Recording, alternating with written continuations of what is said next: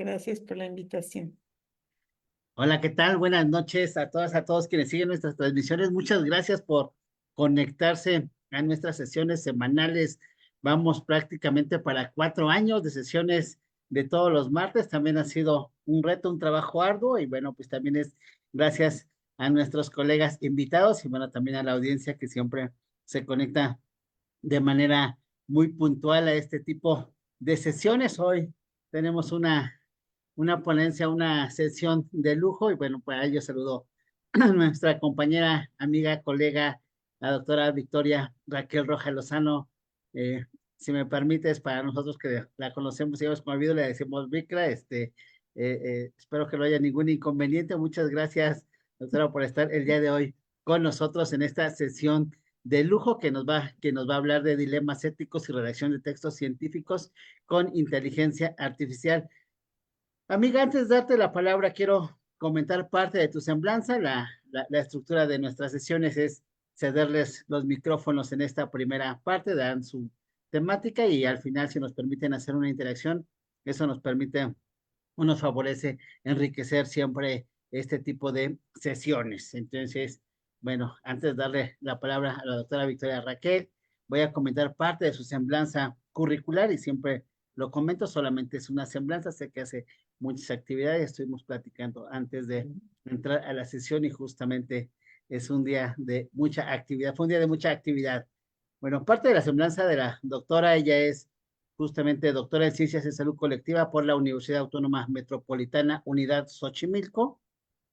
Ella realizó una estancia postdoctoral en la Universidad Nacional Autónoma de México. Actualmente es profesora de la Facultad de Ciencias Políticas y Sociales de la UNAM, investigadora en el Laboratorio de Investigación Interdisciplinaria sobre Cuerpos, Emociones y Género en la Facultad de Estudios Superiores Iztacala de la UNAM y colabora con el Grupo de Investigación Género, Espacio y Políticas Públicas en la Facultad de Ciencias Políticas y Sociales de la UAM. Sus líneas de investigación son investigación cualitativa en salud y sociología del campo médico, estudio de la salud mental y de las emociones desde su dimensión sociocultural y activismos feministas y derecho reproductivo de las mujeres, no reproductivo de las mujeres.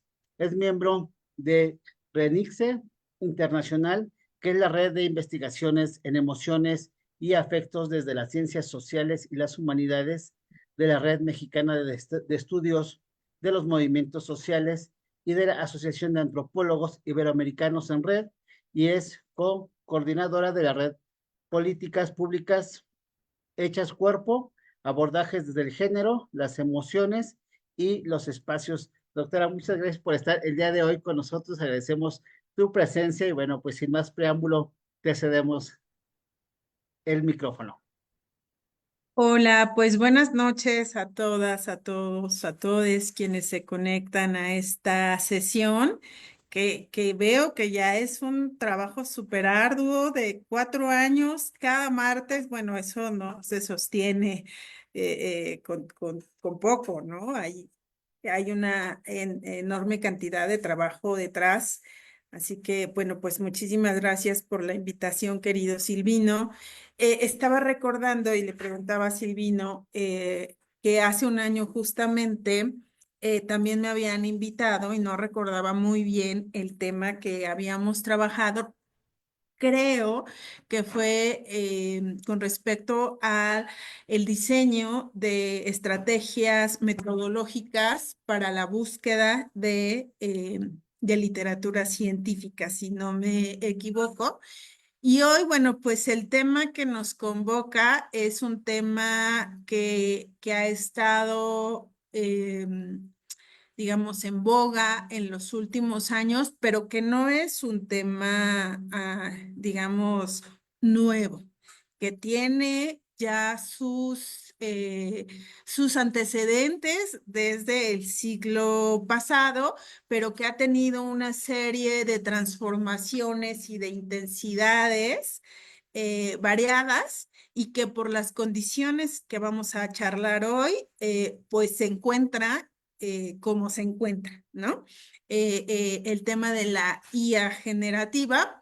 Y bueno, decirles de entrada que lo que hoy les voy a compartir, como acaban de escuchar a Silvino leyendo mi semblanza, si ustedes le escucharon, pues no tiene que ver con la IA. Mi objeto de estudio no es la IA, ¿no? Hay muchas personas que se han especializado en ese tema desde diferentes áreas del conocimiento, ciencias y disciplinas, pero lo que yo hoy les voy a compartir más bien tiene que ver con mi experiencia y con mi experiencia en dos ámbitos.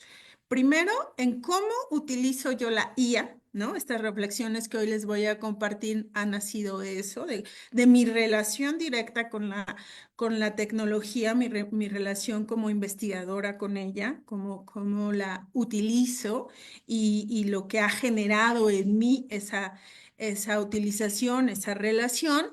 Y por el otro lado, porque soy docente. Y como docente, a mí me ha parecido que es fundamental que en mis clases, sean de lo que sean, ahorita estoy dando clases teóricas, pero también y más cuando trabajo materias metodológicas, son herramientas fundamentales que siempre tienen que estar ahí como mediando el trabajo que el estudiantado y yo hacemos a lo largo de todo nuestro semestre. Entonces, pues eso, adelantarles que la IA no es mi objeto, esto no soy un especialista en el tema, pero sí una profesora, una investigadora que la ha ocupado, que trabaja de manera más o menos constante con ella y de ahí nacen estas reflexiones que el día de hoy yo les voy a compartir.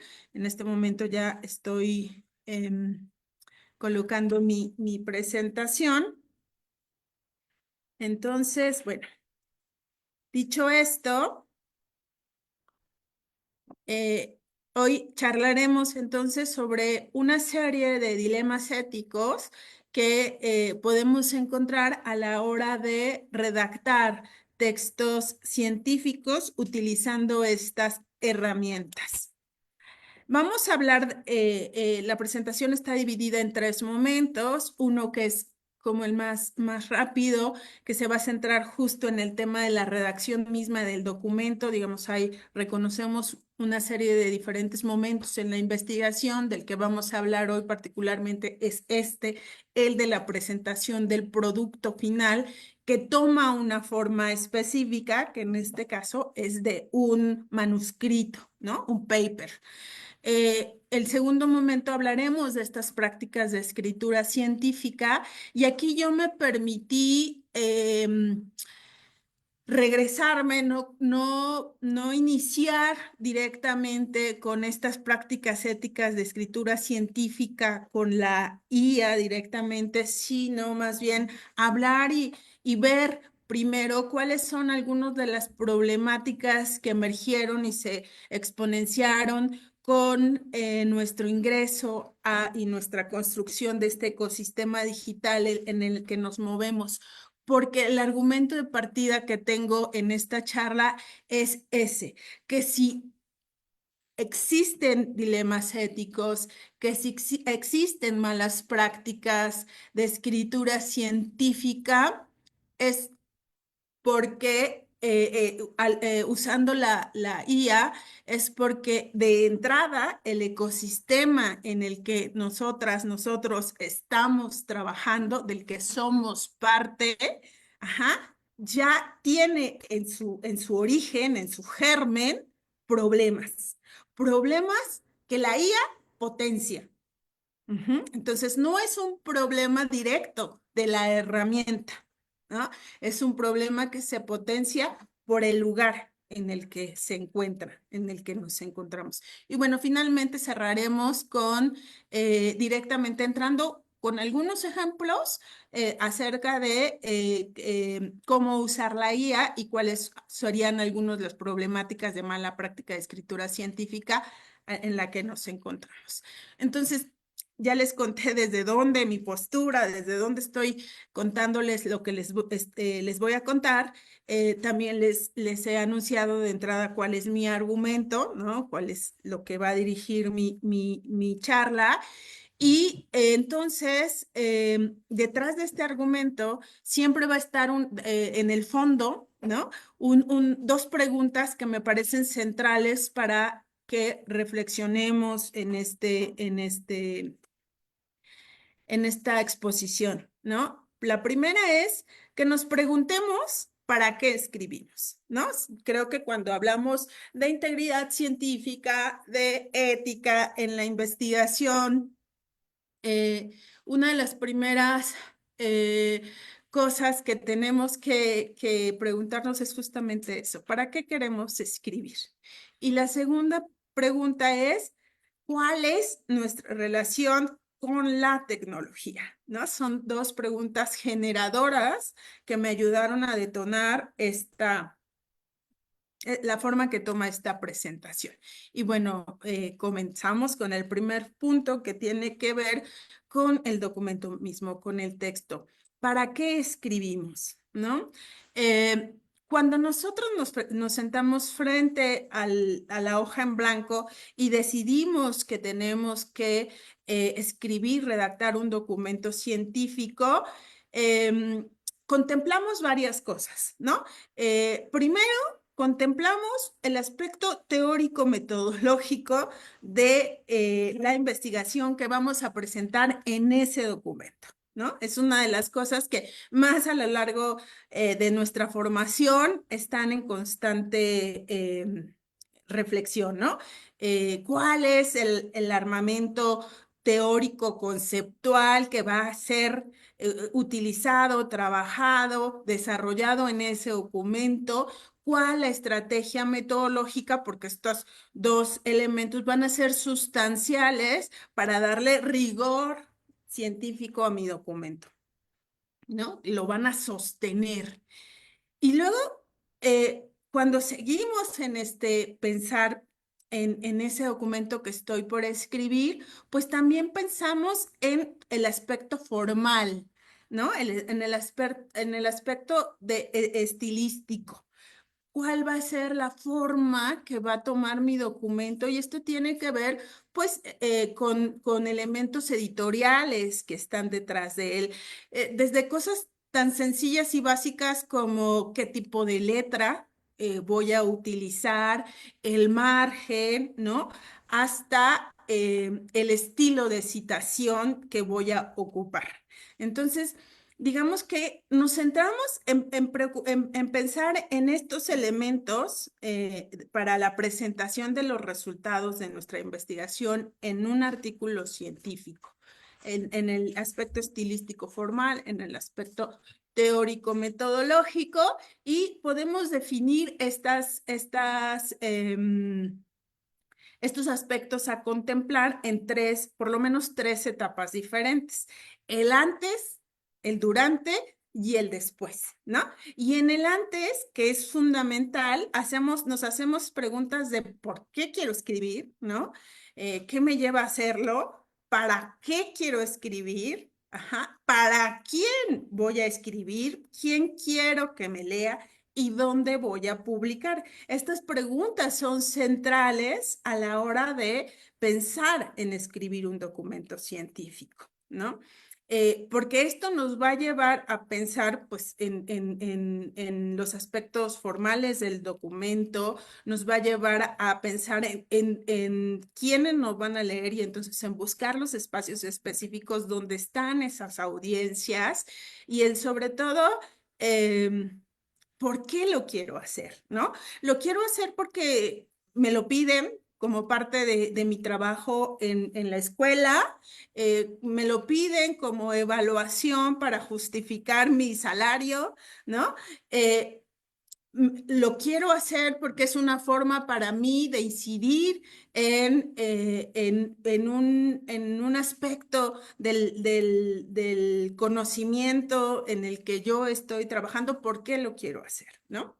Y a la hora de escribir, cuando ya estamos dándole forma a esa hoja en blanco, pues también tengo que pensar en qué tipo de documento voy a escribir, si va a ser un artículo original, si va a ser uno teórico, si va a ser un metaanálisis, si va a ser un metaanálisis cualitativo, ¿no? Si va a ser un estado del arte, porque evidentemente, dependiendo del tipo de documento que vaya a realizar, pues van a venir una serie de requerimientos, no solo teórico-metodológicos, sino también estilísticos, ¿no?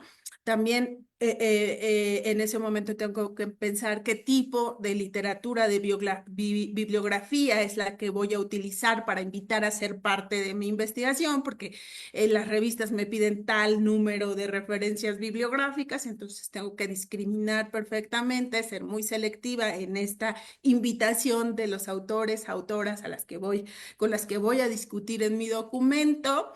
¿Cuántas van a ser suficientes? Muchas veces este criterio nos lo da el propio espacio donde vamos a escribir, porque nos especifican el número máximo mínimo de referencia bibliográfica que debemos tener, o bien esa extensión tiene que ver con una idea general de extensión del propio documento que se da en palabras, que se da en caracteres, ¿no? ¿Cuáles son los lineamientos generales, los lineamientos editoriales, ya sea de la institución, si estoy escribiendo mi tesis de maestría, ¿no? ¿Cuáles son esos lineamientos editoriales que me dicen que debo de seguir para redactar ese documento o los lineamientos editoriales de la revista? ¿Con qué herramientas cuento para poder escribir? Y esas herramientas pues no solo son, digamos, tecnológicas como la IA, ¿no? Sino también son de carácter estilístico. Y en el después tendríamos que preguntarnos también al cierre, una vez que ya está terminado ese documento, dejarlo reposar y ver qué más necesita, ¿no? Si está finalmente cerrado, ¿no? Si tiene áreas de oportunidad que tienen que ver con lo editorial, que tienen que ver con la redacción, que tienen que ver con la gramática, que tienen que ver con con la ortografía, ¿no? Es decir, hay diferentes momentos a la hora de escribir un documento científico en el que vamos pensando estos elementos que son de carácter formal, teórico y metodológico. Y yo me pregunto, ¿no? ¿Dónde queda, dónde ubicamos en esto a la dimensión ética? ¿No? En estas preguntas que fui leyendo en estos diferentes momentos que podemos tener a la hora de redactar un documento científico, ¿dónde está la dimensión ética? Cuando estamos en el antes, en el desarrollo de la investigación, cuando estamos en el diseño del protocolo, cuando estamos en la ejecución de la investigación, poniendo en marcha toda la serie de técnicas, de métodos para la recolección del dato, cuando estamos de manera más cercana con los sujetos, objetos que hacen parte de nuestra investigación, tenemos mucha más claridad de esta dimensión ética, ¿no? Que casi siempre y de manera muy general la podemos definir haciendo alusión, uso de la carta de consentimiento informado, ¿no? Y decir que nuestra investigación, de acuerdo con determinados lineamientos, ¿no? Cumple con los criterios éticos de investigación científica y listo, nos curamos en salud, todo está perfecto. Pero ¿qué pasa a la hora de redactar el documento científico? ¿No? ¿Dónde está esa dimensión ética que no solamente basta decir con que esté en el apartadito del cierre metodológico o como pasa en algunas revistas, fuera del documento cuando se habla de que no hay conflicto de interés, que se hizo uso de la carta de consentimiento informado y que es más, nuestro protocolo pasó por evaluación del Comité de Ética de la institución donde se desarrolló la investigación, ¿no? Parece que esa dimensión ética a la hora de redactar documentos científicos podríamos, digamos, tenerla garantizada con esos apartados. Y vamos a ver qué tan cierto es esto, ¿no?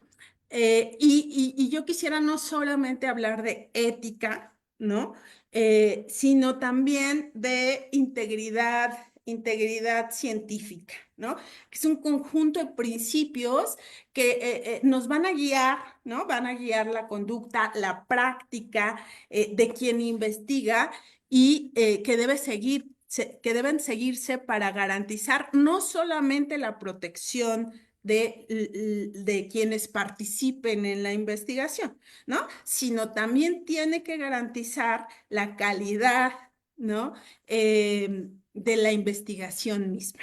Entonces, cuando nosotros estamos redactando este documento científico, también podemos enfrentarnos, como nos enfrentamos en los anteriores momentos de la investigación, a una serie de dilemas éticos que tienen que ver pues justo con estas prácticas, ¿no? Con estas obligaciones morales que nos rigen, ¿no? O que nos deben de regir a la hora de presentar resultados de investigación. Entonces, aquí vamos a hablar de algunas malas prácticas de escritura científica para que nosotros vayamos viendo cómo esto puede, o más bien no puede, se multiplica, ¿no? Exponencialmente con el uso de la inteligencia artificial generativa.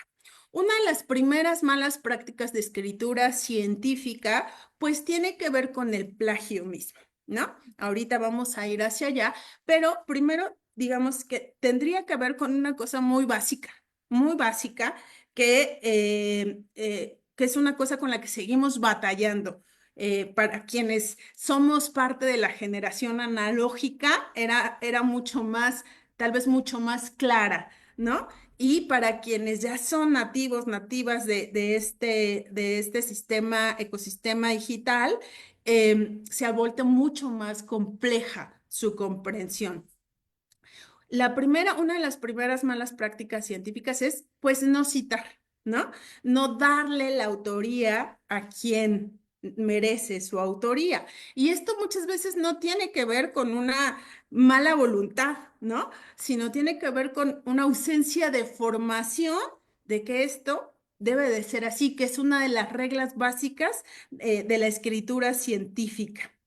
A veces tiene que ver, todavía a estas alturas, con el desconocimiento de estilos de cita, ¿no? No los conocemos, a pesar de que pasamos por las aulas en el pregrado, no necesariamente conocemos de manera cercana qué es APA, qué es Vancouver, qué es Chicago. Ujú. Entonces, no citar no solamente tiene que ver con el plagio, sino podríamos llamar a esto un error honesto, ¿no? Y una ausencia de formación, un problema de hábitos. Ajá. Otra mala práctica científica tiene que ver con no citar bajo los lineamientos de las revistas o de las instituciones. Una de las cosas, tengo algunas colegas, amigas, editoras de revistas de universidades públicas, y una de las cosas que me han mencionado como uno de los grandes problemas que tienen a la hora de que les llegan estos manuscritos a sus manos es que nos dice, es que no podemos creer cómo los autores, las autoras envían sus documentos y no se tomaron la molestia en leer los lineamientos de la revista, ¿no? O sea, escriben como quisieron escribir, ¿no? No siguieron nuestras reglas y evidentemente una de las primeras o los primeros filtros que van a pasar los documentos con las revistas científicas, pues es la revisión editorial de la revista. Entonces, una mala práctica, es una obligación de nosotros, quienes investigamos y quienes queremos difundir el conocimiento que construimos, es tener el manejo de estos lineamientos, de estos estándares de calidad que piden las revistas. Y entonces, antes de enviar cualquier documento, antes de empezarlo a escribir, lo primero que tenemos que hacer es en qué revista voy a escribir, y hay que revisar estos lineamientos cuidadosamente para que empecemos a pulir ese documento a la luz de esos lineamientos. Otra cosa que puede ser también una mala práctica es la combinación de estilos de cita en un mismo documento, ¿no? Podemos utilizar el sistema autor-año pero al mismo tiempo estar usando Harvard y estar usando APA, ¿no? Que tienen el mismo sistema de citado. Esto también es una mala práctica de escritura científica que tiene que ver otra vez con un problema de formación.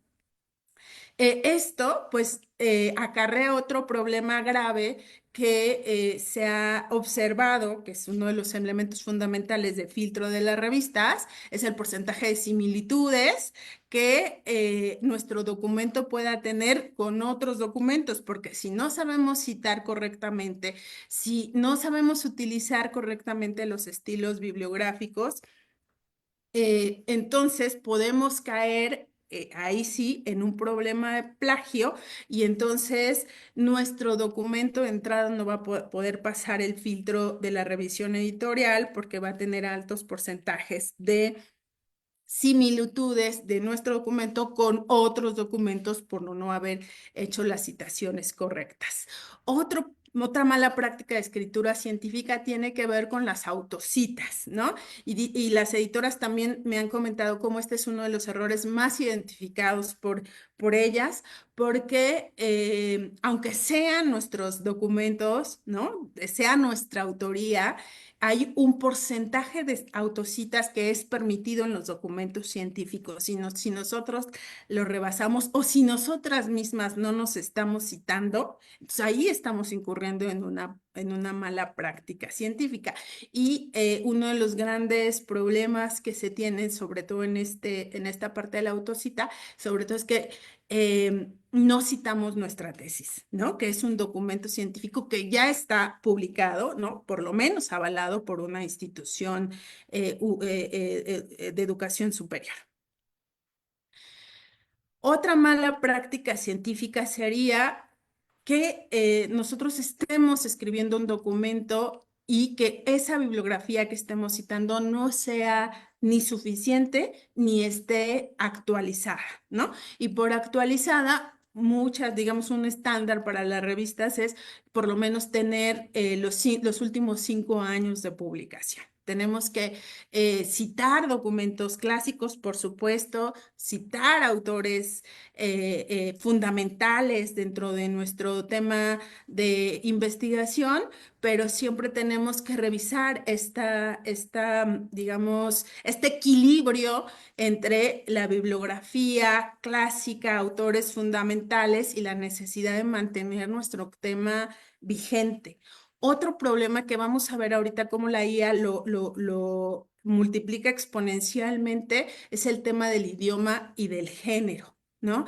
Cuando nosotros buscamos información y la buscamos en español, entramos al Google Scholar, pues nos va a dar muchos resultados, pero si lo ingresamos nuestras ecuaciones algorítmicas al Google Scholar en inglés, esos resultados pues se van a exponenciar. Ajá.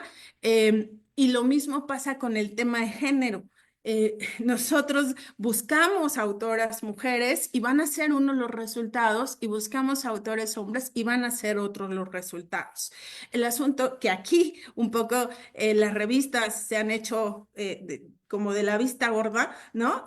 Sí nos han resaltado de, a ver, por lo menos tu texto debe de tener tanto porcentaje en idioma español, pero tanto en inglés, ¿no?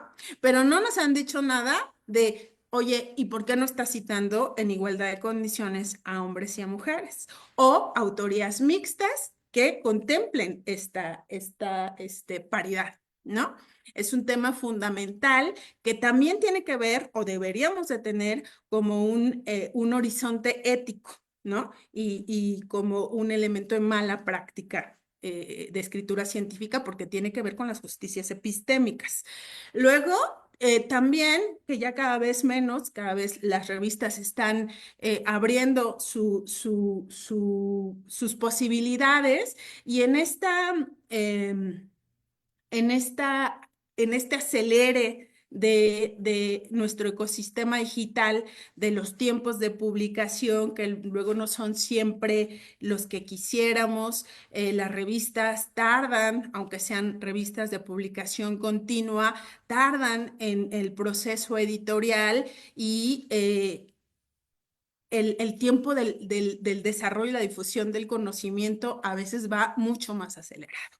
Esto dio como consecuencia pues la creación de estos repositorios de preprint, ¿no? Donde podemos encontrar artículos que son preimpresos, que no han pasado por el proceso editorial y que sin embargo tienen esta calidad y esta rigurosidad científica. Algunas revistas han cerrado las puertas a poder citar preprints, ¿no? Y solamente citar postprint. Entonces, también tendríamos que revisar esto como un elemento fundamental para revisar nuestras prácticas científicas, que dónde estamos leyendo nuestro ecosistema digital, en repositorios solo de postprint o preprint. Estamos accediendo a los espacios de código abierto, solamente estamos buscando en espacios de open access, ¿no? Tenemos que también revisar estas malas prácticas científicas que tienen que ver también con el ecosistema sobre las revistas depredadoras, ¿no? Hay una, por esta como constante insistencia, ¿no? De instituciones educativas, de espacios corporativos, de la productividad, ¿no? En investigación y luego esa urgencia hace que quienes escribimos, quienes investigamos, caigamos en otro mercado, en otro espacio donde se dan prácticas no éticas, ¿no? No fuera de la integridad científica, porque lo que buscan es justamente subsanar o dar respuesta a esta exigencia de productividad. Y entonces es de ahí que nacen estas revistas depredadoras que pueden tener problemas de calidad, ¿no? De calidad, de integridad, problemas éticos y que no tienen una seriedad y rigurosidad en la evaluación de los documentos porque con que tú puedas pagar, pues te pueden publicar, ¿no? Luego, el otro problema de mala práctica científica también tiene que ver con este ecosistema, con la ausencia de conocimiento del ecosistema, es que algunos artículos científicos pueden pasar el filtro de editores, puede pasar el filtro de revisores y puede llegar un artículo a publicarse que tenga problemas diversos, desde problemas de plagio hasta problemas metodológicos, problemas de errores o falsación de datos. Ajá. Y entonces la revista, cuando pasa esto, cuando una vez que ya se publicó el artículo, se logran ver estos errores, lo que hace la revista entonces es hacer un proceso de retractación o de erratas para poder, digamos, corregir lo que ya está subido en red, ¿no? Entonces, también es importante que nosotros conozcamos estos procesos editoriales de las revistas para que no cometamos el error, por ejemplo, de citar un documento que ya está retractado y que además está retractado por plagio. ¿No? ¿Cómo saber eso? Ahorita lo vamos a ver. Entonces, una primera mala de práctica de escritura científica, si bien y es la más, digamos, puesta en el debate público, es el plagio, ¿no? Copiado y presentación del trabajo académico realizado por otros como si fuera obra propia. Y bueno, esto a todas luces lo que hace es transgredir los derechos de autor, de autoría y de propiedad intelectual de alguien más, porque se adjudica como propia. Y hay diferentes tipos de plagio, ¿no? Un plagio que es directo, que es el de palabra por palabra, o parcial, o totalmente, ese que sí no es un error honesto, que se hace con toda la intención, ¿no? Y para eso, bueno, pues tenemos algunos casos públicos que no mencionaré aquí, pero que pasan en diferentes niveles, ¿no? Desde las universidades hasta las revistas más importantes de este país y de otros países, incluso por investigadores e investigadoras de renombre, ¿no? Está el plagio inteligente o no intencional, que es este uso de ideas con palabras distintas, eso de leer a alguien, entonces, esa idea me gusta, pero y entonces la pongo con otros términos y la disfrazo como una paráfrasis. Aquí tenemos un problema de distinción entre lo que es un plagio y lo que es una paráfrasis, ¿no? El problema del autoplagio, ¿no? Que tiene que ver, por ejemplo, con otras problemáticas que las revistas siempre nos están anunciando en su checklist, ¿no? Ojo, por favor, si estás enviando tu artículo a este espacio, que no se haya enviado a otro o esté en una revisión a la par, ¿no? O publicaciones duplicadas. Ajá, que haya cambiado algunas cosas, vemos muy seguido esas situaciones, que se haya cambiado solo un par de cosas a un documento y otro documento, y enviemos a otra revista u otro espacio, o en un capítulo del libro publiquemos lo mismo y en otra revista otra cosa, o incluso a lo que las revistas le llaman esta publicación fragmentada, ¿no? Que estamos haciendo una investigación más amplia y la fragmentamos y empezamos a decir, ah, bueno, una parte la publico en tal revista, otra parte la publico en tal revista, sin que haya cambios fundamentales de entrada en esos documentos. Eso puede ser pensado como un autoplagio. Está el plagio de autoría, que es cuando el autor se atribuye como propia una obra, cuando se reconoce como único autor. Aquí ya tenemos otro problema grave, ¿no? Cuando estamos trabajando con un grupo de investigadores, investigadoras, y entonces obviamos que hacen parte de la investigación, ¿no? Por eso las revistas tienen estos criterios de porcentajes de autoría. ¿Qué hiciste tú en el documento? ¿Qué hizo tu colega en el documento? ¿Qué cantidad de trabajo hizo cada uno para reconocer quién sí y quién no es autor? Y este tipo de problemas, por ejemplo, lo podemos ver mucho en las instituciones de educación superior, ¿no? En el caso de las tesis. Problemas que los docentes, los asesores de investigación podemos replicar con el estudiantado. También encontramos un plagio que tiene que ver no solamente con autor, autora, sino tiene que ver también con quien lee, ¿no? Con el revisor. Porque estos documentos, ningún documento se hace solo, siempre se hace en colectivo y en el caso de las revistas, pues hay un comité de evaluación especializado. En el caso de las tesis, hay otro comité de revisión y entonces también podemos incurrir en este tipo de malas prácticas de escritura científica quien revisamos esos documentos. Luego tenemos el clásico error 304, que es estos últimos tres problemas los exponencia la IA, ¿no? Las citas falsas y referencias no halladas, que es uno de los problemas que vamos a ver con la IA. Citar fuentes sin que haya mencionado, sin que se hayan mencionado o que se haya leído solo el resumen, que también es una práctica que se ha vuelto muy habitual, o la fabricación de datos, la manipulación de datos o el procesamiento indebido de imágenes, ¿no? Estos son algunos de los problemas que tenemos de plagio. ¿Cuáles son las causas de entrada de este problema? Pues están, creo yo, en el hábitus mismo y en un proceso de cambio, el cambio de una sociedad analógica a una digital, porque tiene que ver con, por un lado, no haber terminado de conocer las pautas de buenas prácticas científicas análogas, ¿no? Porque no están en nuestra formación de pregrado y posgrado, porque hay una falta de habilidades teórico-metodológicas y escriturales, porque no se reconoce diferencia entre cita y plagio, porque hay un desconocimiento de que es una falta, ¿no? Aunque no queremos plantear en esta una mirada punitivista, lo que sí reconocemos, y hay algunos artículos que hablan de ello, han hecho una revisión en diferentes instituciones de educación superior.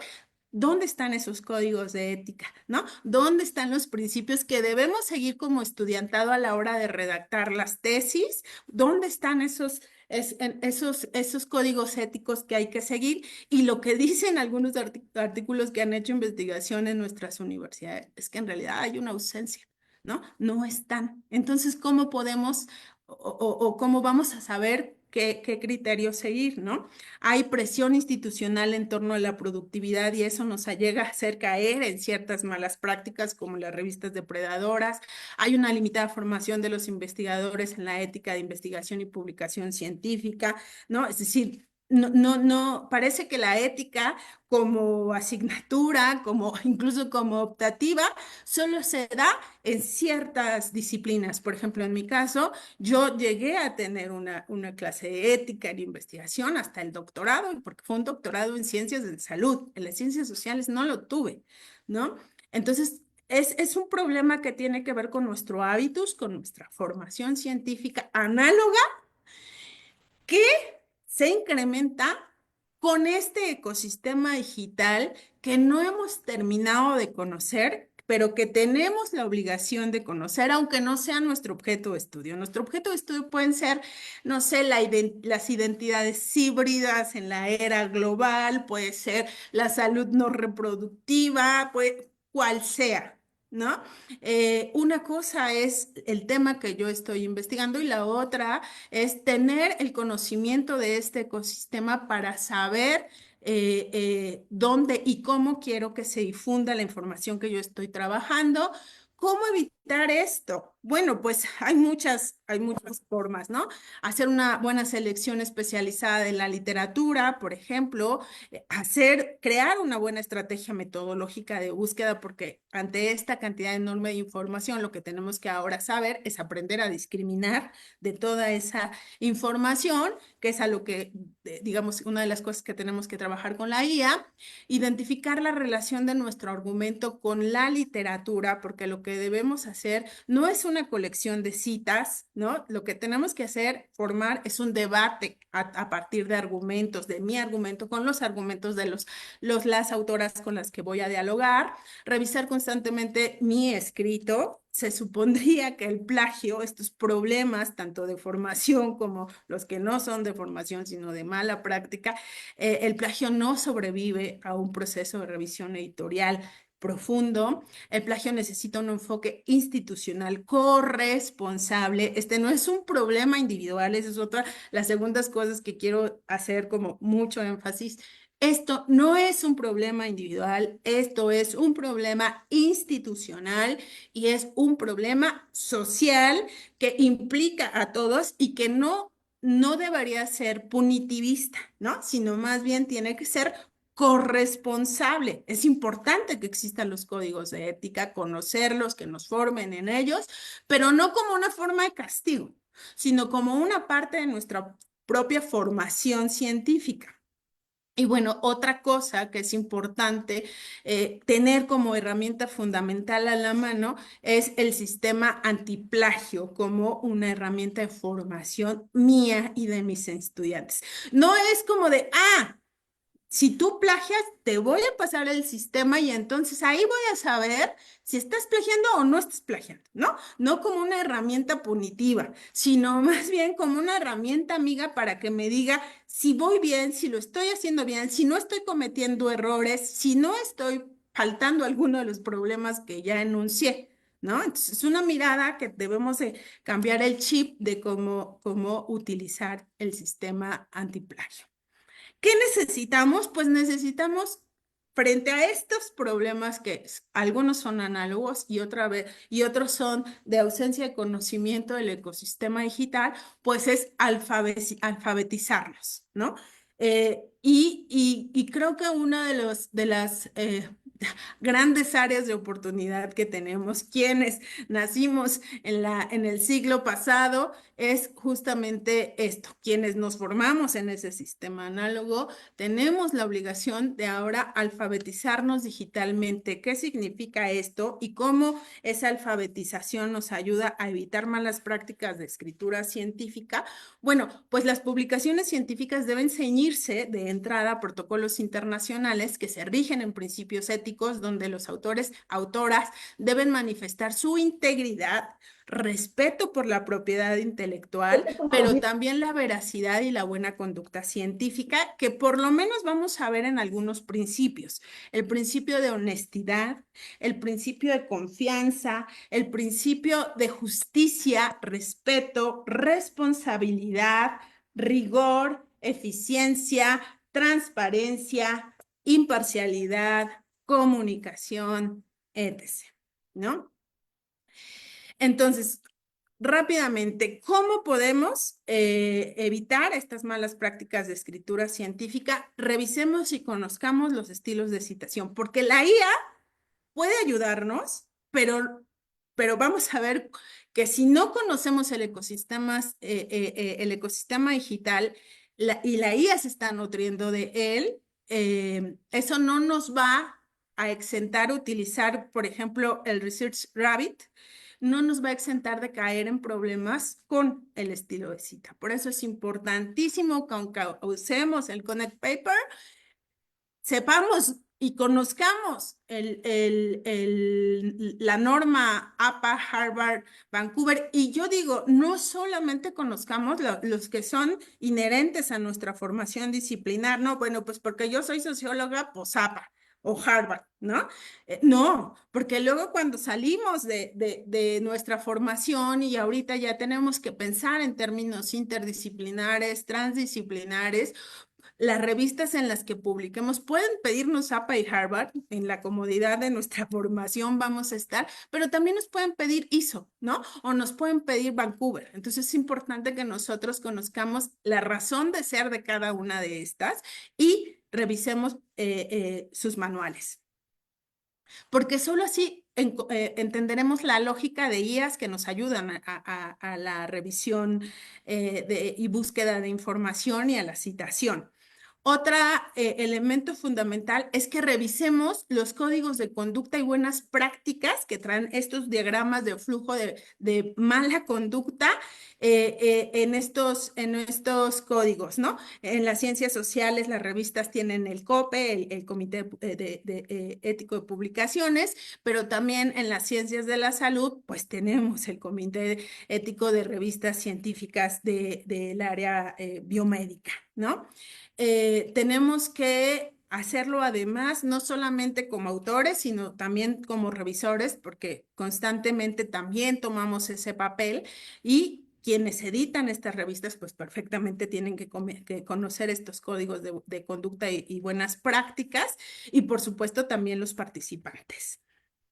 Y a veces cuando queremos publicar algo, lo último que leemos, si lo leemos, son esos códigos de buena conducta. Lo otro que hace un rato decía, pues es que tenemos que conocer estos procesos editoriales, tanto los procesos de preprint, postprint, como los procesos en los que las revistas establecen que una vez que se publicó el documento, este documento incurrió en algunos problemas como plagio, ¿no? Como falsedad de información, como creación de datos para hacer, digamos, cuajar la hipótesis. Tenemos, y ese documento se retracta, ¿no? Digamos, se reconoce una mala conducta en ese documento y se le coloca la etiqueta de artículo retractado.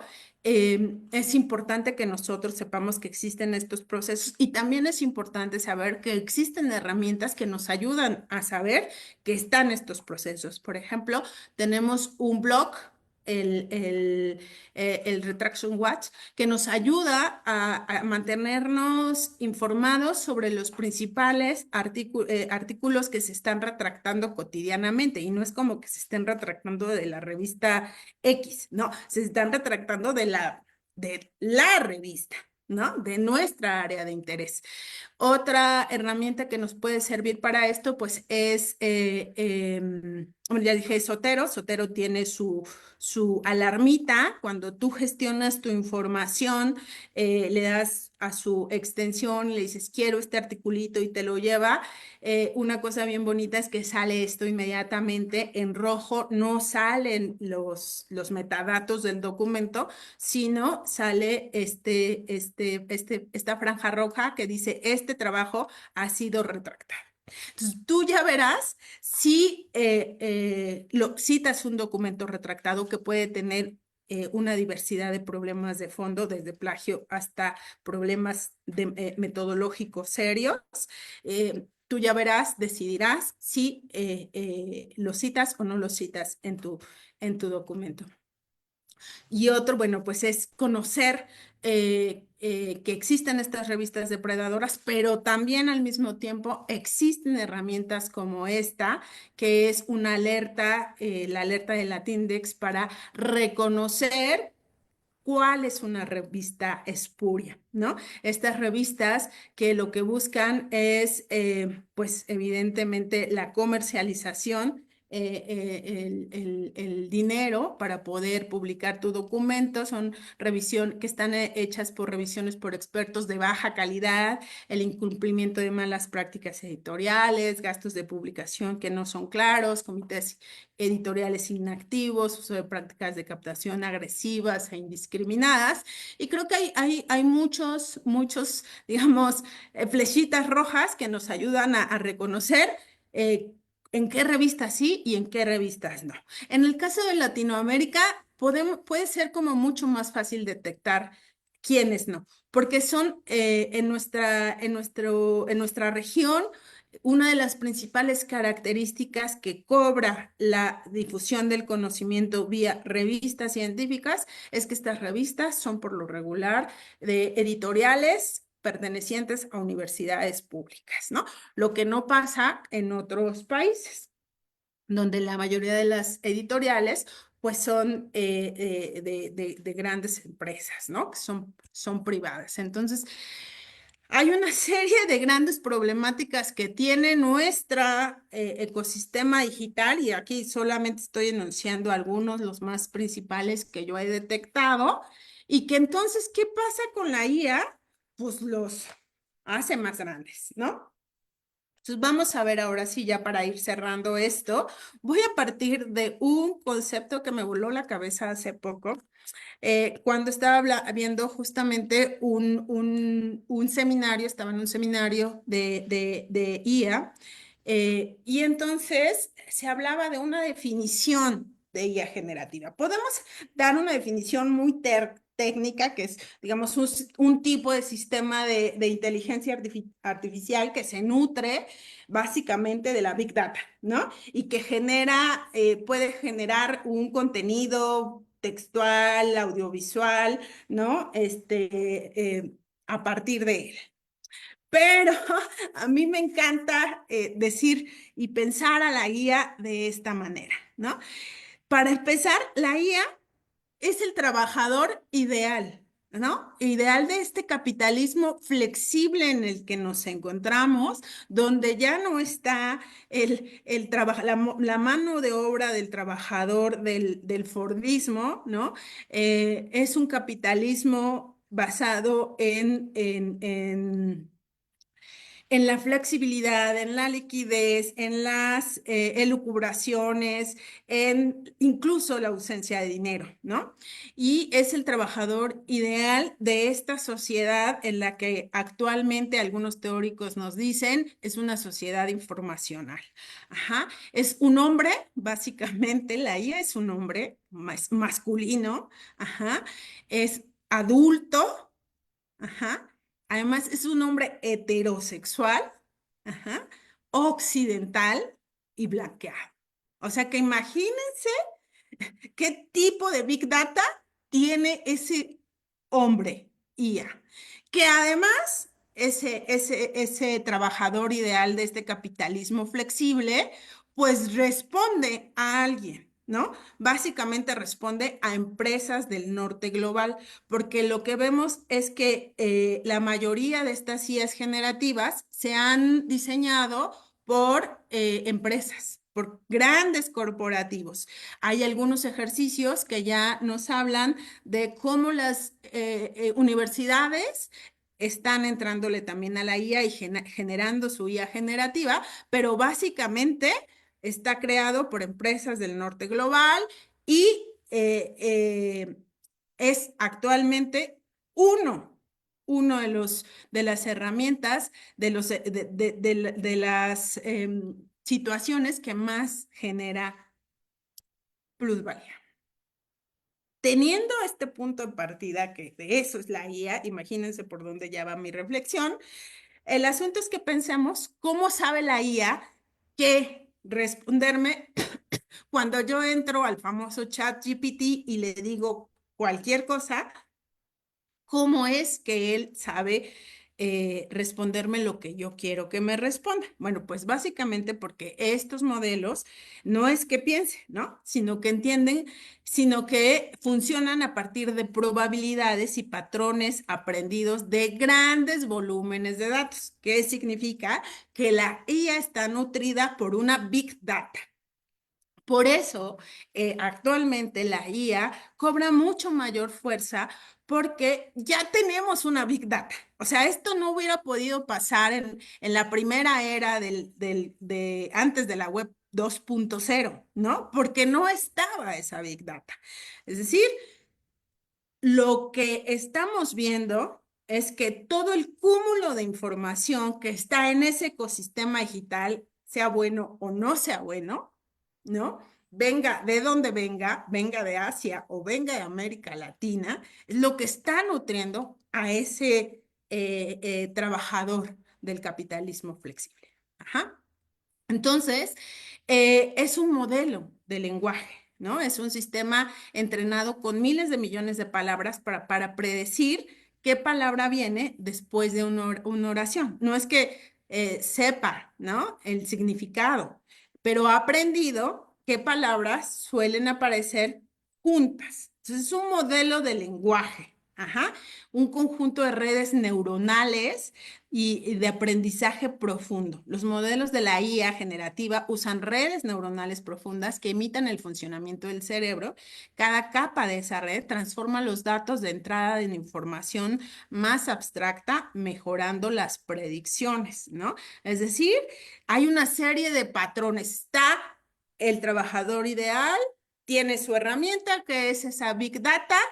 Él trabaja a base de un modelo de lenguaje que se establece a través de una red neuronal con una serie de patrones que lo que hace es predecir. Ujú. Eso es.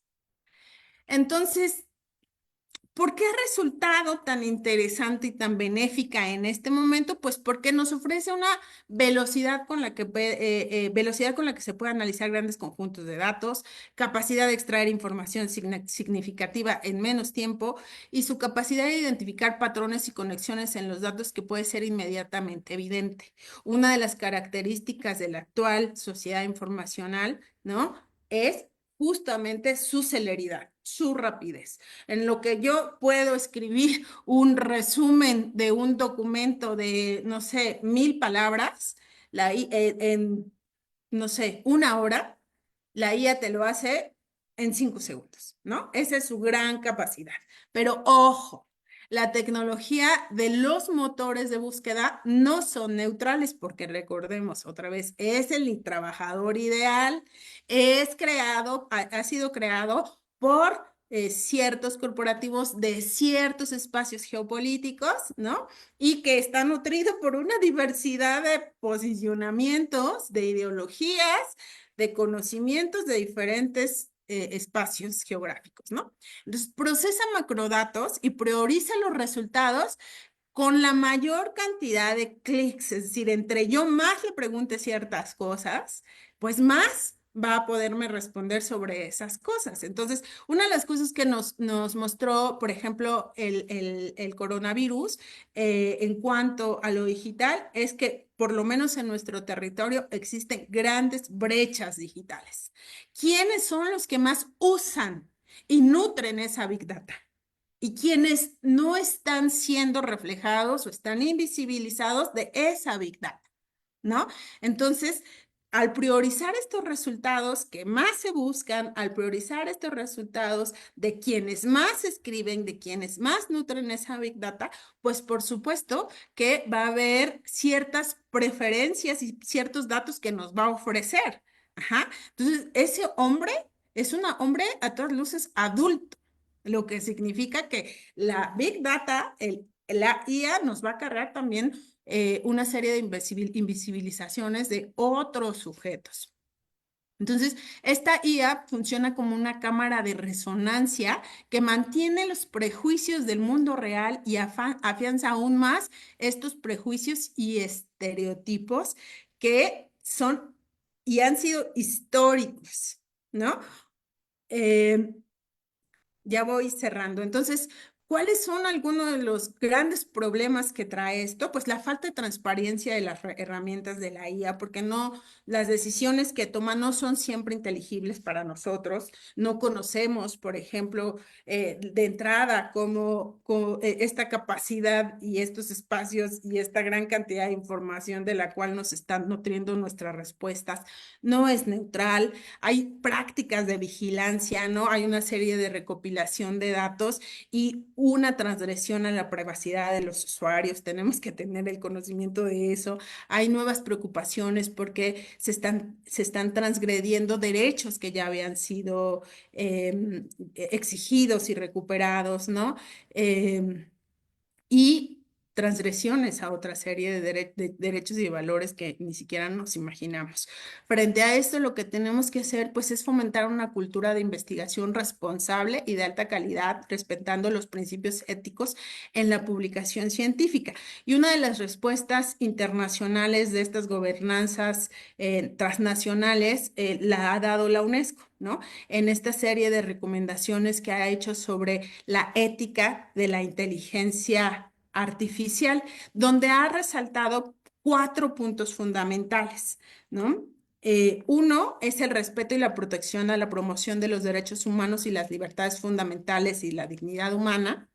Dos, vivir en sociedades pacíficas, justas e interconectadas. Tres, garantizar la diversidad y la inclusión. Y cuatro, el florecimiento del medio ambiente y los ecosistemas. Es decir, estas recomendaciones descansan sobre grandes perspectivas que nosotros hemos discutido: derechos humanos, género, diversidad sexogenérica, sustentabilidad, interculturalidad, ajá, pero otra vez volvemos al asunto de quién nutre la IA, quién crea la IA, para ver qué tanto estas recomendaciones con estos grandes principios pueden ser o no, ¿no? Tomadas en cuenta o transgredidas. Entonces, tenemos una serie, yo no se las voy a enumerar porque son un chorro, o sea, y todos los días salen más, una serie de IAs generativas, ¿no? Podemos definirlas aquí en este circulito como estas que ayudan a generar temas de investigación, donde encontramos, por ejemplo, al ChatGPT, al famoso ChatGPT, ¿no? Tenemos herramientas que nos ayudan a la extracción de la información, como como lo es Sumata, ¿no? Que nos permite hacer una lectura rápida de los PDFs, de los documentos, y a través de una serie de preguntas, de prompts, nos puede ayudar a responder y a leer de manera más rápida la información de ese documento. También están estas otras herramientas como Elicit, que nos ayuda a hacer preguntas de investigación. Está el Research Rabbit, por ejemplo, que nos ayuda identificando citas y referencias bibliográficas, ¿no? Tenemos otra serie de todas estas IAs entran en estas que nos ayudan a la revisión de la literatura. Tenemos otras que nos ayudan en la edición y la revisión de trabajos científicos. Tenemos otra que nos ayuda específicamente a la redacción académica, otras que nos ayudan a la visualización de los datos y a la generación de gráficos. Es decir, tenemos una enorme lista de herramientas que podemos utilizar para el desarrollo de diferentes etapas de la investigación, ¿no? Algunas nos pueden ser de mayor utilidad que otras, ¿no? Otra vez eso más bien como depende de qué es lo que estemos haciendo, qué es lo que queramos y cómo las podamos utilizar. Entonces, ¿Qué malas conductas o malas prácticas científicas nos puede acarrear el uso de estas herramientas? Bueno, una es que si ya vimos que el problema anteriormente tenía que ver con el plagio y tenía que ver con una formación y la ausencia de conocimiento sobre lo que es una cita, lo que es una paráfrasis, bueno, pues aquí el problema se magnifica y entonces ya de entrada tenemos un problema de infracción total de derechos de autor, pero incluso que incurre en la misma IA, ¿no? O sea, la IA, mm, por ejemplo, está uno de los espacios de los que se nutre es la Wikipedia, ¿no? Eh, Tengo entendido que hay un problema ahí legal entre estos dos espacios justo de derecho de autoría, ¿no? La falta de transparencia, pero la falta de transparencia que está de entrada desde el propio proceso de estos modelos de lenguaje, ¿no? La manipulación de los datos que podemos hacer también con el uso de estas herramientas, incluso también con esta idea de simplicidad del proceso, ¿no? Con esta idea de que lo que va a hacer la IA es facilitarnos la vida, ¿no? Y no es así. En realidad tenemos que tenerle una mirada de herramienta, de colega, ¿no? Constante con el que podemos discutir ciertas inquietudes, pero que no nos va a venir a realizar el trabajo por sí solo en 5 segundos. Y luego tenemos otras malas prácticas científicas que son como más profundas, ¿no? Que tienen que ver con posicionamientos políticos, que tienen que ver con el medio ambiente, que tienen que ver con justicias epistémicas. Si tenemos a un hombre adulto, un hombre hetero, un hombre occidental, que lo que nos va a dar es cierto tipo de conocimiento, porque también lo que vemos, y hace rato les comentaba, es que vamos a encontrar mucha más información de esa Big Data nutrida por el idioma inglés, seguida de otros idiomas europeos, y nosotros vamos a estar, pues, digamos, no vamos a ser los últimos, pero el español no es uno de los principales idiomas de los que se nutre esta Big Data. Entonces, ¿qué va a hacer? Pues crear y magnificar las injusticias epistémicas. ¿Dónde quedan, por ejemplo, todo el conocimiento de saberes de otras poblaciones originarias que tienen otros idiomas, otras formas de comunicar? Pues completamente invisibilizadas, ¿no? Hay evidentemente un sesgo de género, de entrada ya por esa Big Data que se publica, pero también por las brechas. Hay muchas más posibilidades de que los hombres puedan publicar, ¿no? Sean publicados, estén o tengan internet a la mano, una computadora. Muchas veces las mujeres, aunque seamos docentes, no tenemos una computadora propia, ¿no? Eso es una brecha de género, una brecha digital que se expresa en esa Big Data. Entonces, hay sesgo de género. Luego, entonces, también hay una serie de discriminaciones con estas nuevas normas que han establecido corporativos como Google, ¿no? Como Meta, en el que ya podemos decir que ser homosexual es una enfermedad mental sin poder ser censurados, pues abre la posibilidad en ese ecosistema digital y en esa Big Data a creación de discriminación por sexo género, ¿no? Al ser una IA venida de los espacios corporativos, pues también va a privilegiar cierto tipo de conocimiento. Detrás de ello, entonces tenemos que repensar dos posicionamientos importantes cuando la queramos utilizar, ¿no? Por un lado, cuánta generación de energía está gastando el uso de la IA, las implicaciones que esto acarrea para el medio ambiente, no solamente para los seres humanos, sino para otros seres vivientes, el uso de esta IA, y de ahí también una postura y un posicionamiento político al saber utilizarla, reconociendo que mucha de esa información va a venir de otros países y no necesariamente va a tener esta mirada local, contextual y situada que tanto nos hemos empeñado en visibilizar en nuestras actuales investigaciones. Entonces, yo creo que uno de los problemas fundamentales de fondo en el uso de la IA está en el reconocimiento de los problemas que hay detrás del ecosistema digital y su multiplicación a la hora de decidir si la uso, no la uso. Entonces, reconocer que hay límites y dilemas que existen en el uso de estas herramientas, en el uso de cada una de ellas. De entrada es utilizar la IA como elemento fundamental en nuestra investigación nos tendría que llevar a pensar en la toma de decisiones basadas en algoritmos, ¿no? ¿Puede esto producir errores y falsear datos? ¿No? Si yo llego y le pregunto al chat GPT una cosa muy general de la que yo ni yo misma sé y entonces tomo por cierto inmediatamente lo que me dice, pues ahí hay un problema a todas luces que está basada en darle la responsabilidad completa a esa herramienta, cuando es una herramienta, ¿no? Un ecosistema que está contaminado de entrada, que tiene problemas, pues lo que va a hacer es exacerbarlos, ¿no? Creando invisibilizaciones, discriminación algorítmica, desigualdades, sesgos sociopolíticos y de género, como ya dije. Y bueno, eso creo que todavía no hemos dimensionado que puede generar mayores exclusiones y desigualdades que ni siquiera nos pensamos que pueden pasar. ¿Cómo evitar estas malas prácticas? Pues una es alfabetizándonos, aprendiendo a utilizar la IA como una herramienta, conociendo sus beneficios y sus límites, quién la nutre, ¿no? Desde dónde se está nutriendo, cuáles son los posicionamientos político-económicos que están detrás de ella.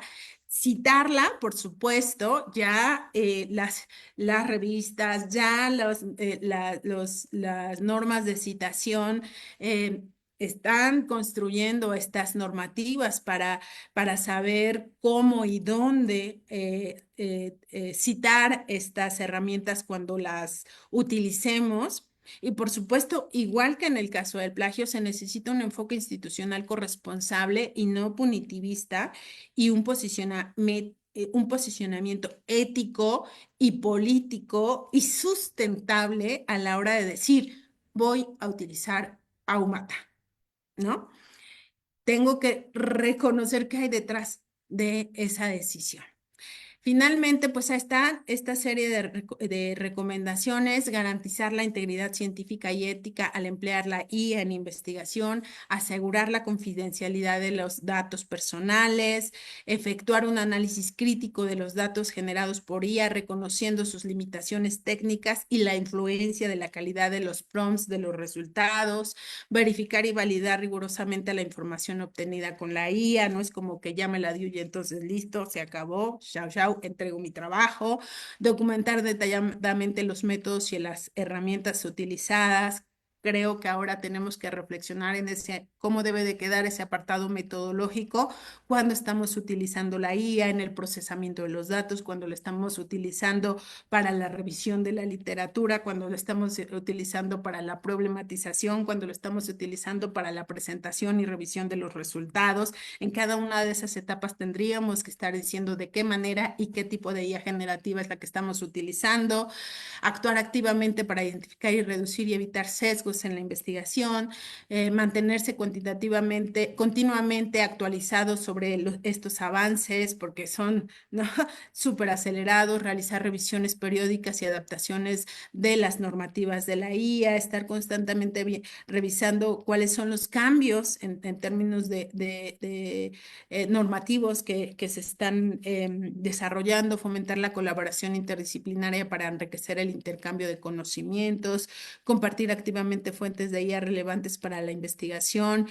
Y creo que todo esto además tiene que ser en colectivo, ¿no? Entre colegas, investigadores, investigadoras, pero también con nuestro estudiantado, porque de nada nos va a servir decirles no la utilicen, más bien es decir, vamos a utilizarla, vamos a ejercitarla, reconozcamos sus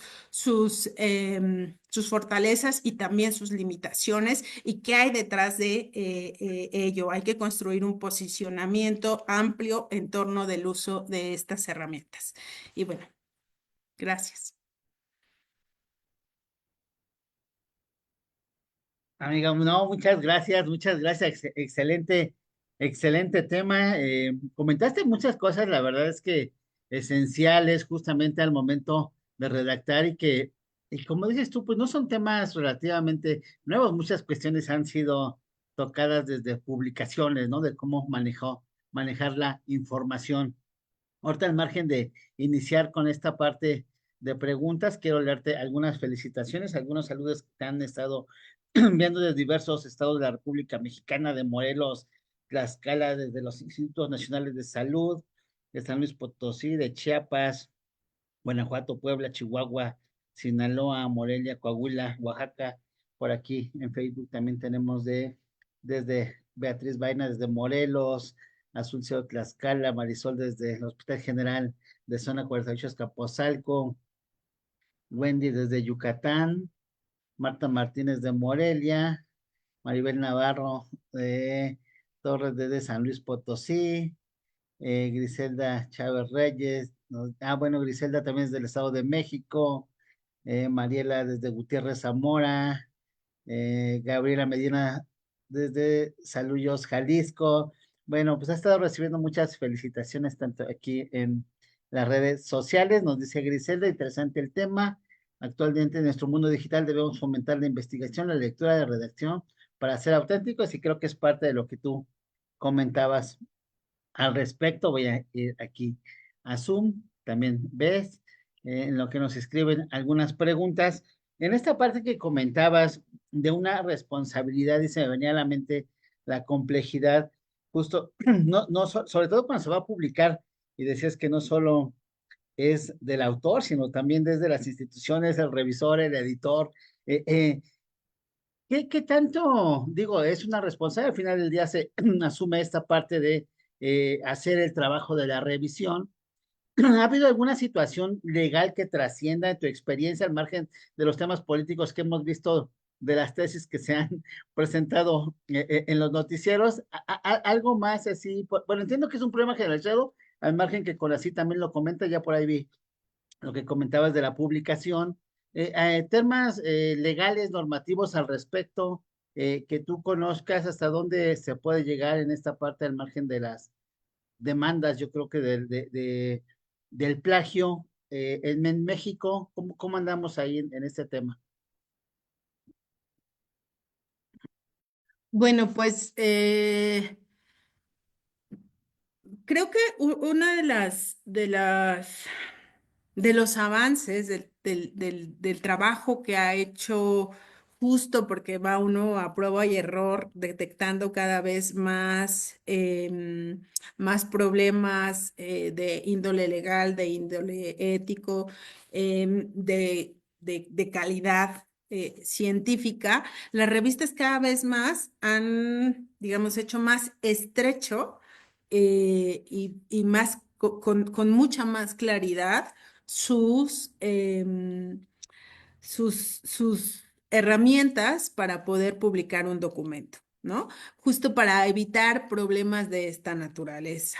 La firma de que no hay un problema de conflicto de intereses en ese documento, por ejemplo, puede evitar que haya un problema legal porque vaya, a lo mejor la institución que financió de entrada esa investigación no está siendo reconocida ahí y entonces, pero bueno, la revista, digamos, un poco se respalda porque dice, yo tengo este documento que avala que no hubo un problema de conflicto de interés, ¿no? Con el tema de los problemas éticos, pues también, ¿no? Es fundamental con mucho más con mucho más claridad y puntualidad en revistas de carácter biomédica, sobre todo porque hay digamos, estas repercusiones que puede haber directamente en la vida de otro ser humano o en la vida de otro ser viviente, está esta garantía de que el documento, esa investigación fue evaluada por el comité científico, por un comité de ética, no bioético, sino un comité de ética que avaló, ¿no? Todo el desarrollo metodológico para trabajar y entonces revisó que efectivamente no hubiera transgresión a la vida de esos seres. Al tener el documento que avala esa evaluación, el oficio, el numerito que tal cual, ¿no? Te lo piden, pues también están un poco resolviendo esa problemática que pudiera llegar en algún momento alguien a decir, algún participante a decir, oigan, no, pero es que transgredieron mis derechos como participante porque jamás se me dijo, ¿no? Que me iban a tomar muestras sanguíneas y que esas muestras iban a ser recuperadas para una investigación, ¿no? Allá ahí puede haber una transgresión, aunque no sea directamente con el cuerpo de la persona, sino con un elemento de ella, ¿no? Ya está el documento, ¿no? Que avala que ese permiso fue dado. Entonces, digamos que también la revista un poco se salva. Luego, el otro problema que puede haber es entre autores, ¿no? Entre autorías. Y entonces, cuando la revista establece claramente sus criterios de autor, si vieron ahí, está un poco medio difuminado, pero en estos criterios editoriales y éticos de las revistas, del Comité Editorial de Revistas Biomédicas, establece claramente una primera cosa que a mí me pareció como muy importante cuando yo lo leí es, a ver, tú eres autor, tú eres autora. ¿Qué significa ser un autor o una autora en el documento? Bueno, pues significa haber desarrollado tal cosa y tal y tal. Y luego la revista también te hacen hacer en tu hoja de autoría que tú digas que son 5, 10, 20, 30 autores. ¿En qué parte de todo el proceso escritural y del desarrollo de la investigación se fue involucrando cada uno? Entonces, si hubiera un problema que enfrentar con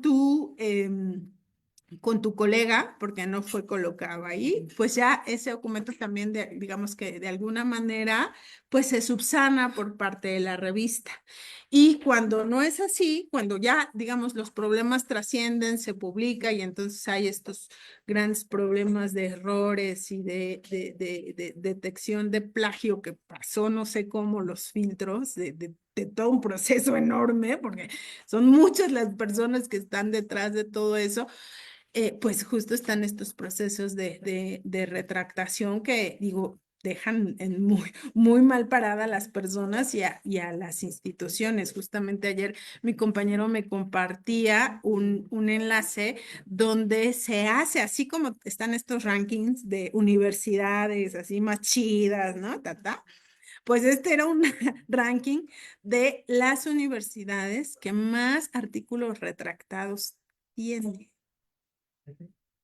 ¿No? Entonces ahí más bien no hay directamente un problema legal, pero sí hay una red flag, ¿no? Que te dice, aquí estamos teniendo una gran área de oportunidad en términos de integridad científica y de ética en investigación que no se está cumpliendo por estas instituciones y por estos sujetos, porque cuando a ti te toca el plagio, pues no nomás eres tú, es tu sinodal, es tu director y es la UAM, ¿no?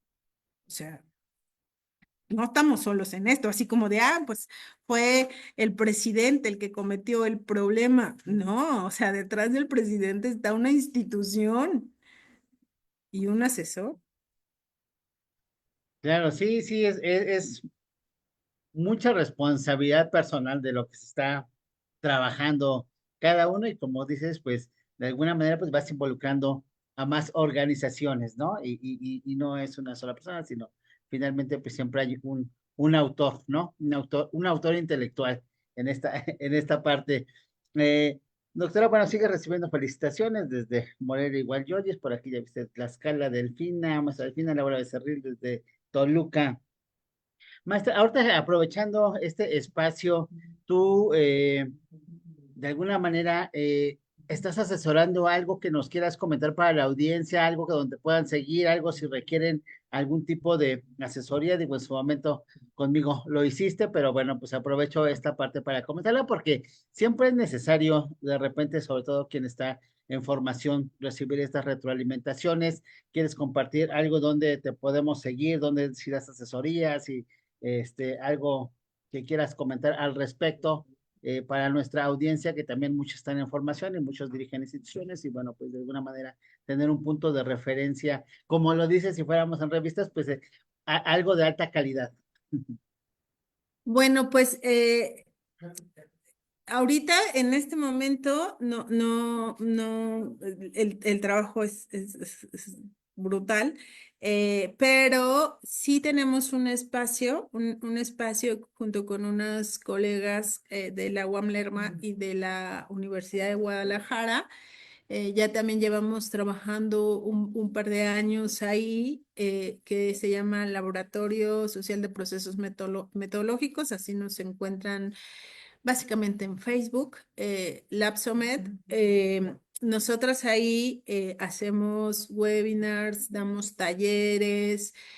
Justamente el año pasado abrimos uno de algunos softwares cualitativos y cuantitativos para ayudar al estudiantado en formación a utilizar ciertas herramientas.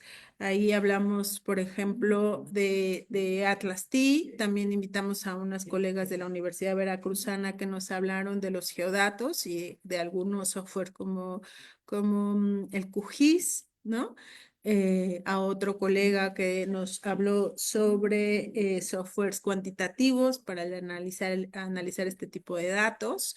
Hemos hablado sobre el uso de gestores bibliográficos, cómo utilizarlos. Em, Hemos invitado, justo tuvimos una serie de charlas sobre ética en el trabajo en investigación. Hablamos sobre qué es y cómo trabajar la dimensión ética en la docencia, en el aula, pero también cómo hacerlo en el caso de las editoras, en las revistas científicas. Lo hicimos también para las investigadoras, es decir, diferentes dimensiones o espacios que no solamente son el de las y los investigadores, ¿no? Entonces tenemos la Lapsomed, si quieren, pues ahí tenemos todas estas charlas que se han quedado abiertas. Hablamos de los estilos de citación. Hay una universidad, la Universidad Iberoamericana, nos ofreció un curso para hablar de el citado, ¿no? Que es fundamental. Y así, ¿no? Eso es lo que desde ahí realizamos. Y bueno, vuelvo a repetir, esto que les acabo de compartir, pues más bien tiene que ver con mi propia experiencia, tanto como investigadora como docente, ¿no? Acercarme a todas estas herramientas porque pues es parte de mi formación y de mi compartir con mis colegas en formación. Muchas gracias, doctora. Pues prácticamente estamos concluyendo también la sesión. Aquí un saludo de Hortensia desde el Estado de México.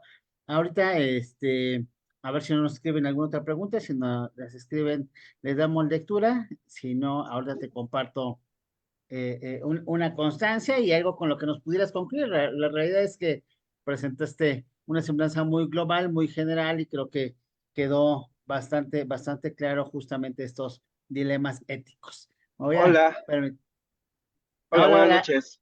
Adelante. A Perdón, es ver, que voy manejando y no puedo poner no, la pregunta. no te preocupes, adelante. Sí, es una pregunta relacionada con la experiencia que usted tiene, maestra, en relación a, en un futuro, ¿usted cree que haya una política que regule exactamente esta inteligencia artificial debido a la serie que nos ha dicho ahorita de complicaciones que se tiene por aquellos investigadores que a lo mejor sus trabajos pueden ser plagiados a través de esta inteligencia? ¿Usted cree que en algún futuro hay una regulación internacional para este tipo de inteligencia que se está dando? Bueno, ya está, ¿no? O sea, ya están las discusiones, ya están estos grandes organismos internacionales como la UNESCO, están llamando la atención a construir pautas, ¿no? Pautas de conducta, pautas que regulen nuestro acercamiento a estas herramientas. Y yo no solamente pensaría en una política, ¿no? Esta podría ser una política global que inste a los estados como lo hacen, digamos, en otros temas, en otras dimensiones, estos organismos internacionales que se firmen acuerdos y tratados para hacer, digamos, posible que se regulen las prácticas y el uso de esta tecnología. Esa es una primera gobernanza, una gobernanza internacional que lleve a la creación de políticas públicas a nivel estatal. Ahí ya nuestro país, como lo ha hecho en otras dimensiones de la ciencia, la tecnología y la innovación, tendrá que crear políticas públicas específicas y regulaciones para poder desarrollar y trabajar con la IA en diferentes espacios, porque este es un tema que ahorita hablamos para la investigación y yo sobre todo hago alusión a la investigación biomédica, social, pero en lo jurídico está cobrando, por ejemplo, muchísima fuerza y en otros espacios. Entonces, vendrá este segundo nivel nacional de regulación y después tendremos que llegar a una regulación de carácter institucional, ¿no? Que llegue a nuestras instituciones de educación superior. Ya se están estableciendo estas pautas en las revistas, tendremos que repensar, por ejemplo, el COPE, tendremos que repensar a la APA, a Vancouver, integrando estas nuevas formas estas nuevas herramientas que se integran a este al cúmulo que tenemos, ¿no? Recuerdo muy bien que en esa charla que tuvimos con algunas editoras de revistas científicas, nos salió como un poco ahí de bote pronto el tema de la IA. Eso fue hace 2 años, imagínense, y decían, esto es algo en lo que estamos discutiendo actualmente, ¿no? Tenemos que repensar cómo reorganizar nuestros procesos editoriales a la luz de esta intempestiva, ¿no? Porque esta última oleada de IA que tenemos, pues nos ha llegado así, con esa tremenda celeridad, tan tremenda que más bien estas regulaciones van detrás, ¿no? Van detrás de ella. Y, pero creo que el problema más complejo al que nos vamos a enfrentar en estos niveles, en el nivel institucional y luego entonces en el individual también, en el nacional y en el internacional, es que estamos enfrentándonos a los grandes corporativos de informacionales, ¿no? O sea, porque actualmente lo que nos dice esta ruta que ha seguido el capitalismo desde aquel que fue el industrial, es que ahora, digamos, los grandes, las grandes empresas, ¿no? Digamos, lo que más produce en este momento, pues es la información, ¿no? Es el espacio, es el espacio digital, o sea, creo que no es gratuito, por ejemplo, que en la toma de posesión de, de este mandatario estadounidense, estuvieran ahí los grandes empresarios de estos corporativos, ¿no? Google, Amazon, Apple, ¿no? Meta, turú, turú, turú, turú. Ahí está.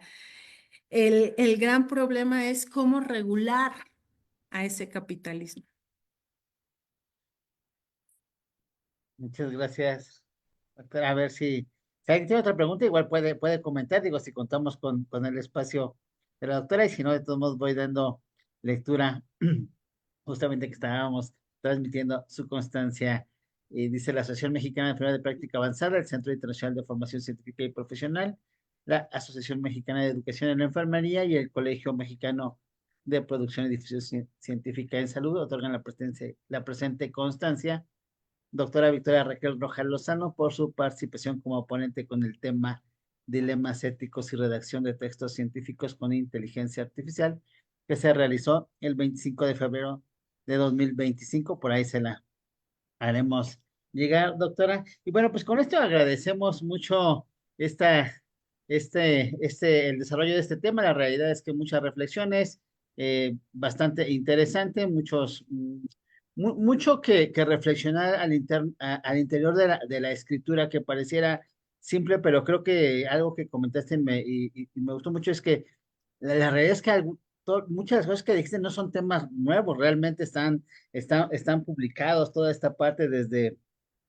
la citación, todo eso que comentabas, la autocita, la suficiencia, la actualización, ¿no? Toda esta parte de de cómo, de todo lo que se ha comentado, pero hoy, y lo decías también iniciando la plática, la inteligencia artificial lo que va a hacer es a darle más visibilidad, ¿no? A estas situaciones éticas que ya se venían presentando, hoy con mayor visibilidad, porque, bueno, pues ya el texto lo escribe en automático y se hacen ver las carencias de las cuales ya se habían presentado, estaban presentando, se han discutido, pero bueno, esto le viene a dar mayor visibilidad y bueno, con esta plática también se vuelve más visible. Algo con lo que nos quieras concluir esta sesión antes de cerrar la transmisión. Bueno, quiero decir dos cosas. Lo primero, recuperando tu comentario, es justo a lo mejor antes el problema era uno que no sabíamos citar y el problema estaba en la formación, u otro que sabíamos exactamente lo que estábamos haciendo y estábamos transgrediendo los derechos de autor de alguien específico a quien conocíamos o sabíamos perfectamente quién era, ¿no? Sabíamos de dónde se estaba recuperando el dato. Ahora no lo sabemos. O sea, el problema es tan grave que ni siquiera sabemos de dónde estamos recuperando información.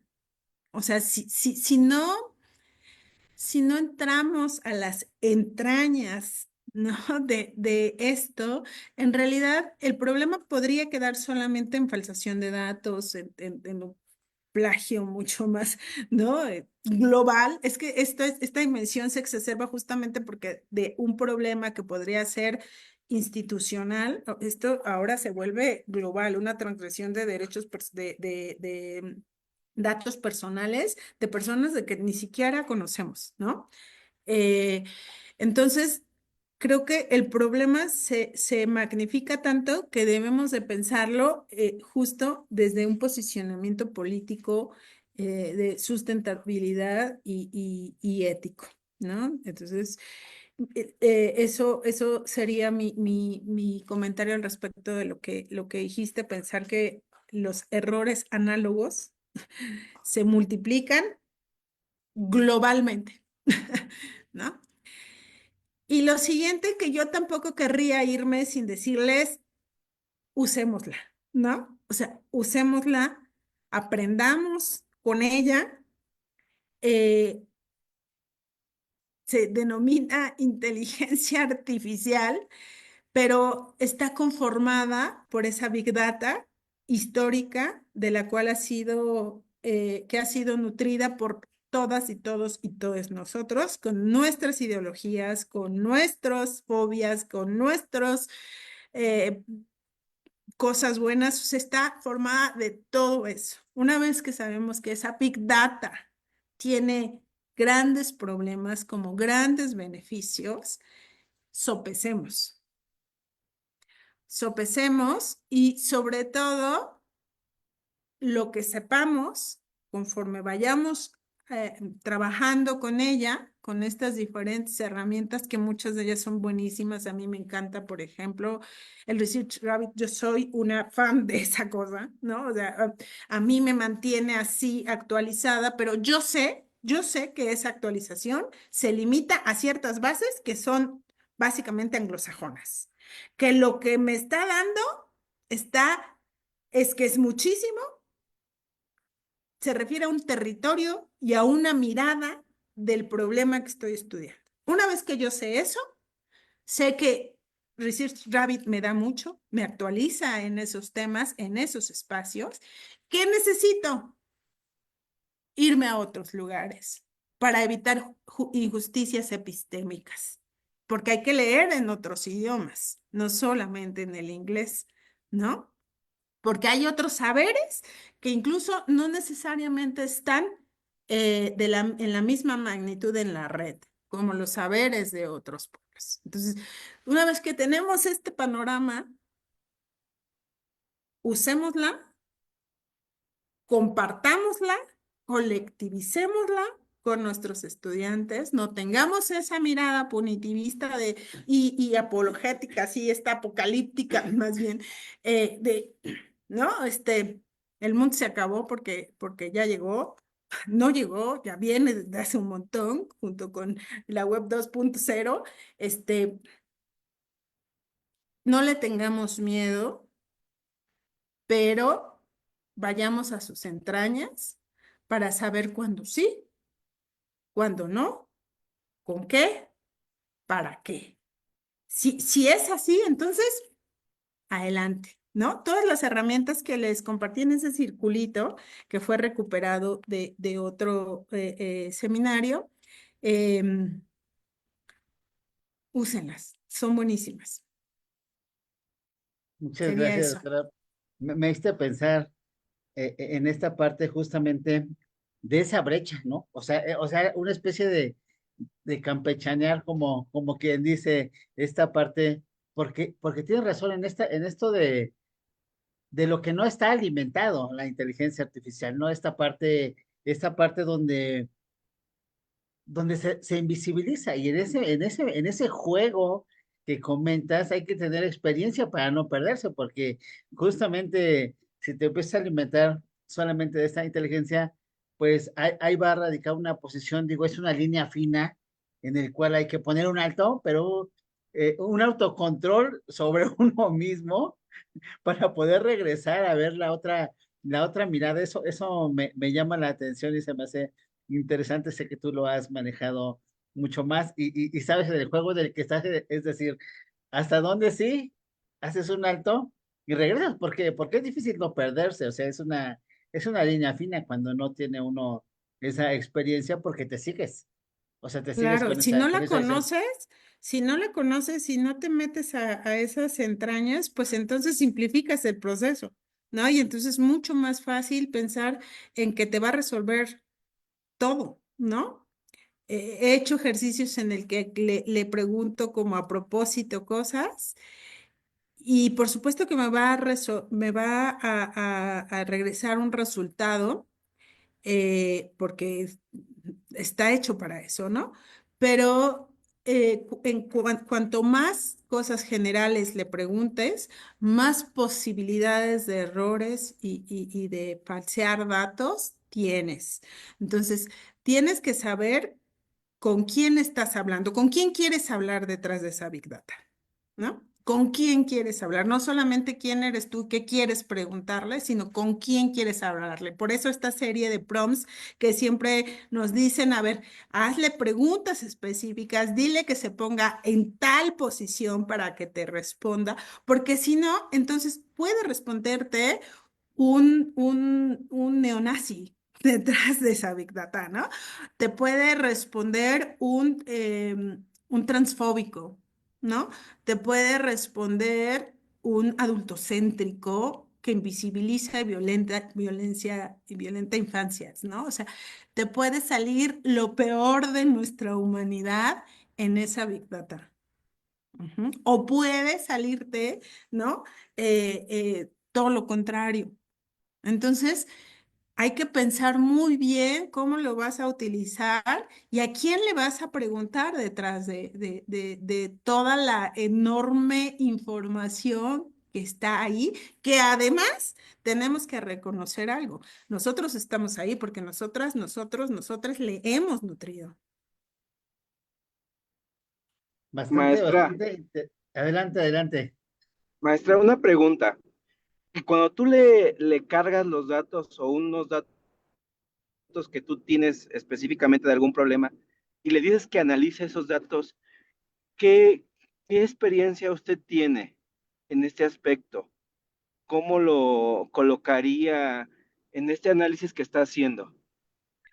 Bueno, depende de qué datos, depende de qué herramienta. Yo esto lo he hecho, por ejemplo, con Atlas T, que es este software para procesar dato cualitativo, que ya desde su versión, como hace dos, tres versiones, bueno, yo la encontré hace dos versiones y en la última de 2026 lo tengo. Tiene una IA muy arcaica, ¿no? Todavía donde tú le metes el documento y entonces él te va a dar la categorización, ¿no? Esa IA te va a dar te va a categorizar el documento, ya no lo tienes que hacer tú ni a la antigüita ni a la forma de Atlas T. La IA del Atlas T lo va a realizar. Tiene ya en la actual versión una serie de prompts que ya están ahí como en el sistema cargados de, a ver, ¿cuál es el objetivo de tu investigación?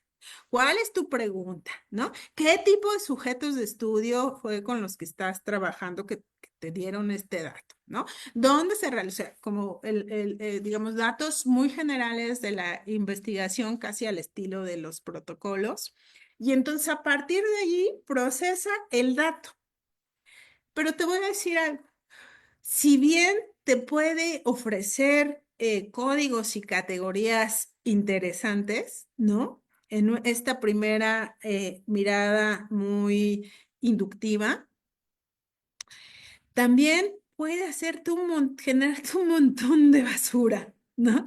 Y entonces hacer que hagas un trabajo doble, porque tienes que ahora limpiar ese documento porque te generó 1000 códigos y no te van a servir, ¿no? Y luego algunos, pues si tú estás trabajando en español, esta cosa está en inglés, ¿no? Entonces unas cosas te las lanza en español, luego otras cosas te las lanza en inglés y ya ahí hace un multilingüismo raro. Este, entonces depende, ¿no? Depende con qué aplicación puedas trabajar, el grado digamos, como de desarrollo de esa IA. Atlas T todavía no, no le he invertido, no creo que tarde, ¿eh? No creo que tarde como para que esa herramienta esté ahí al tiro, bien desarrolladita, pero en este momento es muy, muy básica y a veces en lugar de ayudarte, te obstaculiza. Entonces, mi respuesta sería, depende de qué herramienta, de qué aplicación, de qué IA generativa y qué tipo de dato tengas. Ahí en el circulito les dejé, la presentación la tiene Silvino, el enlace a la presentación, si se los quiere compartir adelante. Vienen algunas herramientas de IA para hacer este trabajo con datos. Muchas gracias también a quien ha estado preguntando al maestro Eric Fávila. Pues con eso prácticamente estamos cerrando. La realidad es que bastante interesante, un panorama amplio, hay que manejarlo, esa es la última recomendación y todo con precaución, nada con exceso. Entonces, pues muchas gracias amiga, te agradezco mucho esta sesión, la realidad es que bastante enriquecedora, muy amplia, y bueno, pues nos da una mirada también del uso y manejo de la inteligencia artificial. Pues prácticamente cuando estamos cerrando la sesión, agradecemos también a todas, a todos y a toda su presencia en esta sesión académica. Muchas gracias por su tiempo y bueno, pues nos vemos, aunque Yo siempre lo digo, no, esto no es religioso, pero si Dios permite, por aquí nos vemos la próxima semana en punto de las 7 de la noche. Muchas gracias, amiga, te agradecemos. Tengan todos una excelente noche, descansen.